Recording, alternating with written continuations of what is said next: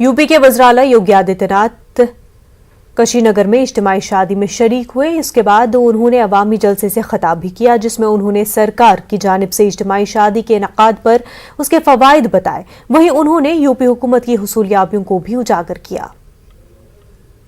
संविधान के प्रारूप को तैयार करके हर एक व्यक्ति को एक समान अधिकार दिया और उसी समान अधिकार के साथ जोड़ने के लिए आज केंद्र और प्रदेश सरकार कार्य कर रही है।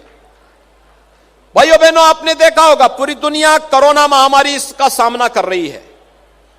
दुनिया के तमाम देश अभी भी कोरोना से बुरी तरह त्रस्त हैं और उन पूरी जीवन अस्त व्यस्त सा वहां पर है। भारत के अंदर प्रधानमंत्री मोदी जी के नेतृत्व में भारत ने बहुत अच्छी सफलता प्राप्त की, अच्छा प्रबंधन किया।